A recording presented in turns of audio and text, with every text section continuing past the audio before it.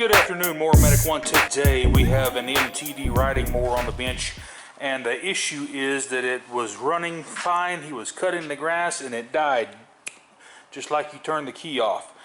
So let's go ahead and dig into this thing now. We've got a couple of things that the customer has modified.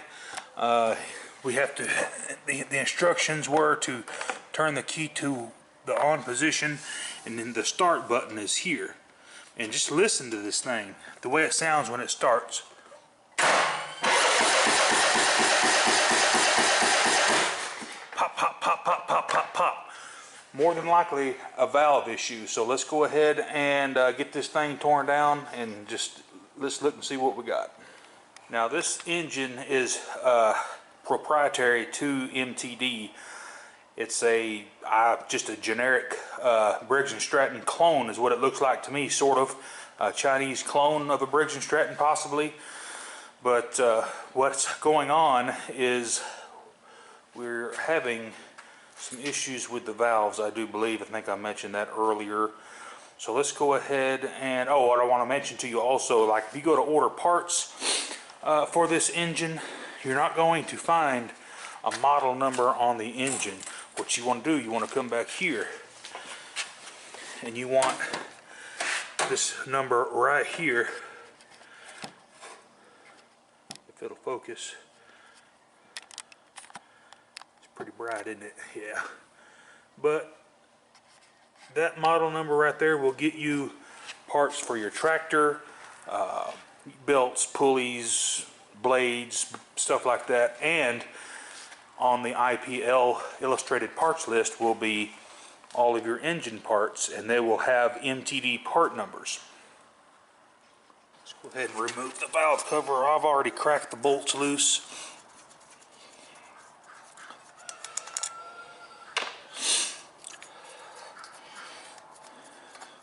Hopefully we don't have a dropped valve.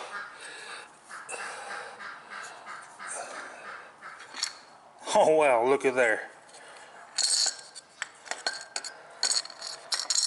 We have a rocker arm broken in half. Whenever you have an issue like that, you want to make sure that your valve guide has not moved this way, and that valve guide is not moved. So what we've got is basically just probably some bad materials, and since the valve does push in like it's supposed to. So what we're going to do, we're going to replace the, I'm going to go ahead and replace both the rocker arms, and then we're going to set the lash, and it should start up and run like it's supposed to. So let's go ahead and remove the fulcrum lock screw. One thing you want to do is be sure your valves aren't bent. No, excuse me, your push rod, not your valves. But we're going to get this cracked loose right here. Let's go ahead and remove this locking nut, and the fulcrum bolt will have to be unscrewed.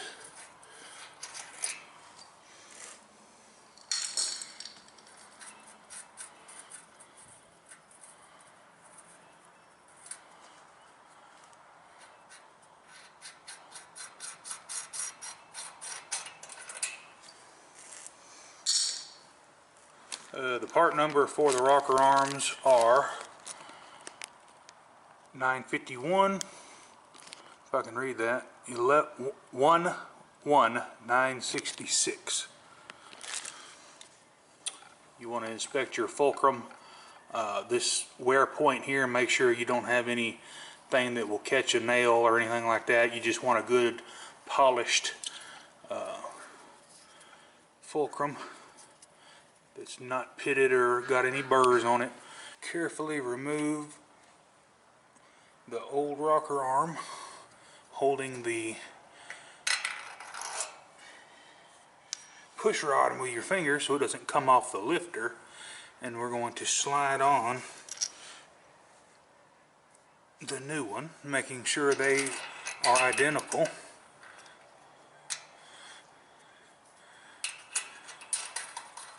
Run in the adjuster on both. Now to set the lash on these, we're going to make sure our engine is at top dead center and just a degree or two past. So I'm going to go ahead and cycle this engine through. I'm going to put my hand on the blower shroud screen, the chopper screen, and I'm going to start turning it clockwise.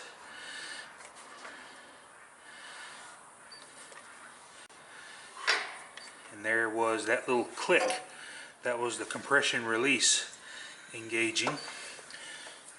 Okay, we're on the compression stroke right now. Okay, so I'm a little bit past it, too far, so we can go back.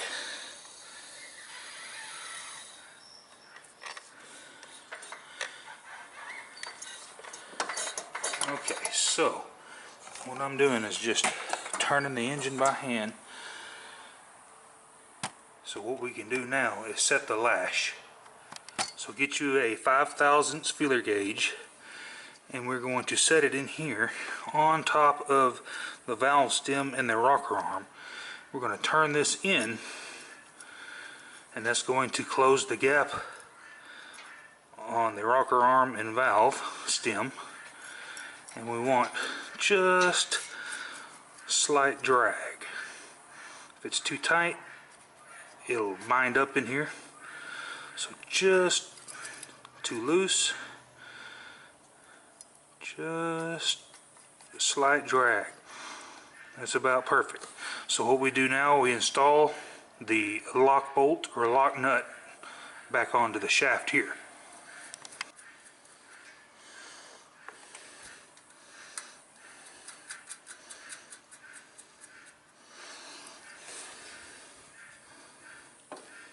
To prevent your setting from moving, we're just going to put our backup wrench on the fulcrum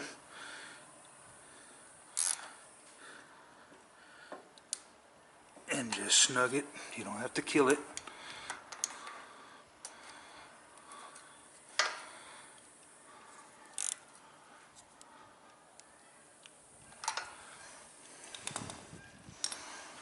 I'm going to give it just a quick crank without the valve cover on.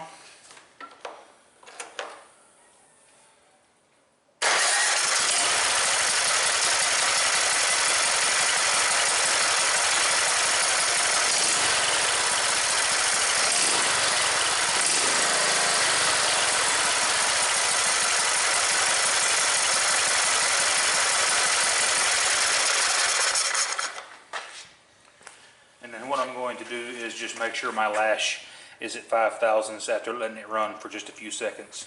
Just recheck it. Slight drag. This one's perfect.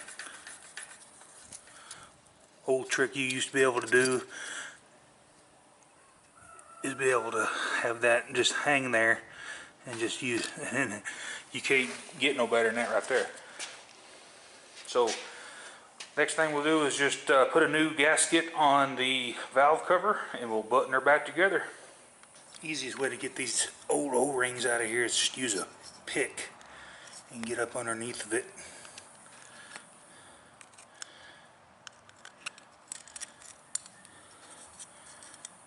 Peel it right out of there. Get this cleaned up, and we'll put the new gasket right on. The new valve cover gasket is, part number is 951-12267. And it's just gonna go right in the groove right there. And just tighten them on down in a crisscross pattern. I don't have the torque spec for this valve cover. When it's an O-ring style like this, there really is no gasket. It's, as soon as you tighten it up, it's going to go metal to metal, and just snug it. It don't have to be super tight, because what's going to happen is you're going to crush that that O-ring just like that, and just work it around.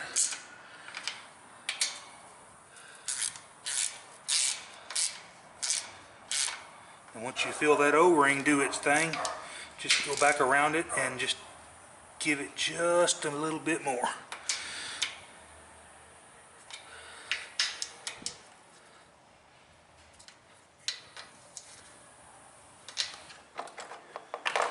Go ahead and give it a start here. Hit the start button. Choke it.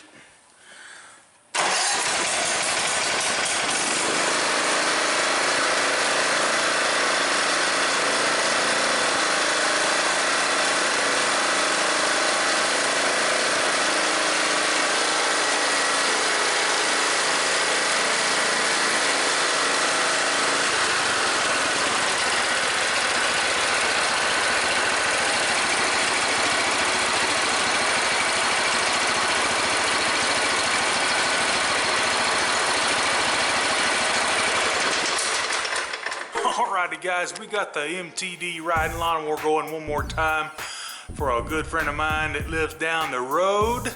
He used to be the softball coach for my daughter, and we've got another little lawnmower right here that belongs to him as well, and we'll catch that one probably on the next video.